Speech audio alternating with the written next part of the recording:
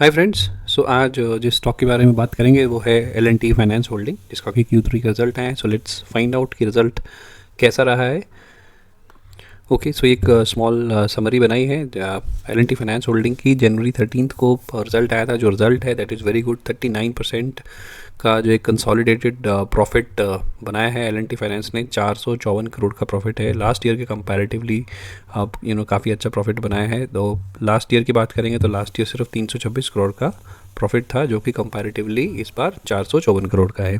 Companies का जो net interest income है वो भी 23% से ज़्यादा इंक्रीज़ हुई है और 1931 करोड़ पर पहुंच गई है। So last year same quarter पर जो ये अमाउंट 1564 करोड़ रुपए ही थी। तो कंपनी ने ये भी बताया है कि जो रिटेल डिसबर्समेंट है वो 11,607 करोड़ रुपीज़ की है, जो कि 53% अप है ईयर ऑन ईयर बेसिस पे और 13% है क्वार्टर ऑन क्वार्टर बेसिस पर।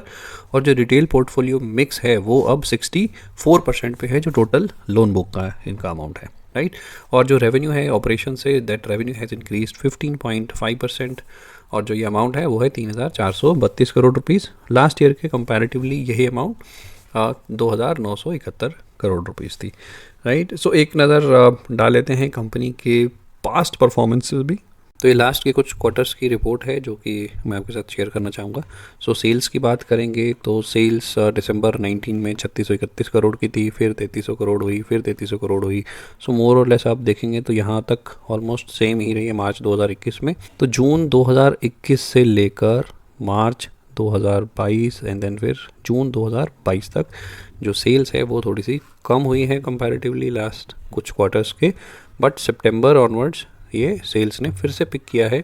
आप सितंबर के क्वार्टर में देखेंगे तो 3,138 करोड़ की सेल्स है, दिसंबर के क्वार्टर में जो बढ़कर 3432 करोड़ रुपीज़ हो चुकी है। एक्सपेंसेस की बात करेंगे, एक्सपेंसेस भी रिलेटिवली इंक्रीज हुए हैं। तो ऑपरेटिंग प्रॉफिट की बात करेंगे तो ऑपरेटिंग प्रॉफिट 2,000 करोड़ से ज़्यादा रहा, फिर डिप हुआ, फिर 2,000 करोड़ हुआ, फिर इसने डिप मारा। तो मार्च 2021 तक ये ऑलमोस्ट 2,000 के ऊपर ही था, बट जून 21 ऑनवर्ड्स जो ऑपरेटिंग प्रॉफिट है वो कम हुआ। फिर धीरे धीरे आप देख सकते हैं सितंबर ऑनवर्ड्स ऑपरेटिंग प्रॉफिट थोड़ा सा इंक्रीज देखने को मिल रहा है। और इस दिसंबर के क्वार्टर में भी ऑपरेटिंग प्रॉफिट पिछले क्वार्टर से इंक्रीज़ हुआ है।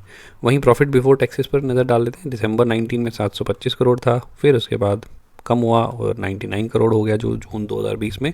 And this is was because of the pandemic obviously.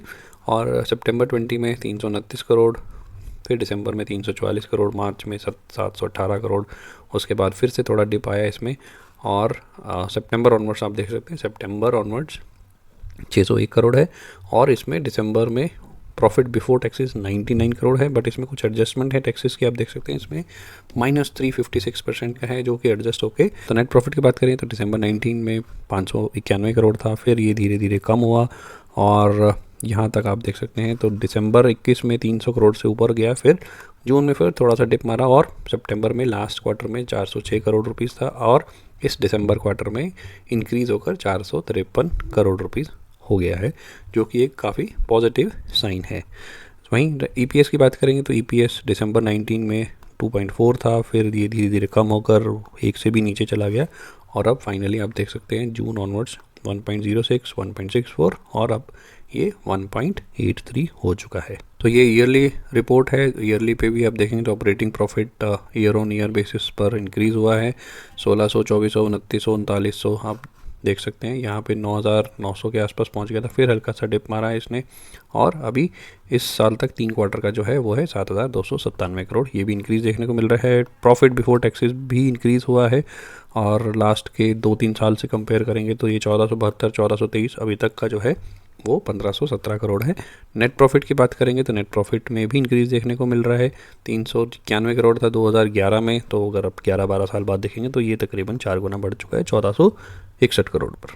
वहीं कंपाउंड सेल्स पर भी नज़र डाल लेते हैं। पिछले 10 साल की बात करेंगे तो पिछले 10 साल का जो एवरेज है दैट इज़ 15%, 5 साल का 7% है, 3 साल में -4% है।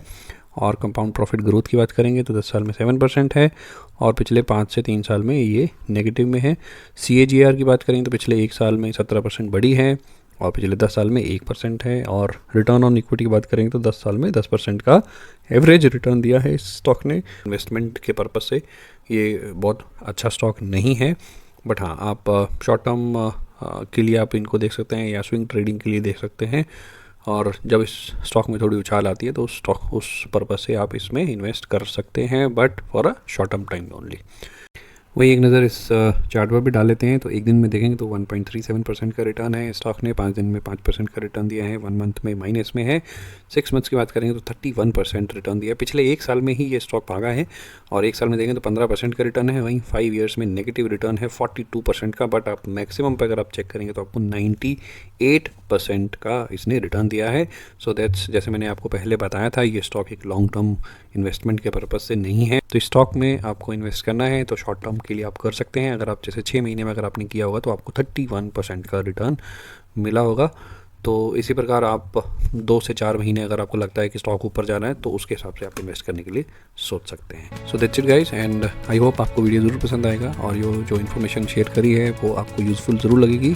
सो अगर आपको पसंद आया है तो लाइक करना मत भूलिएगा और चैनल को भी सब्सक्राइब जरूर करिएगा। Okay, so that's it, take care, bye bye.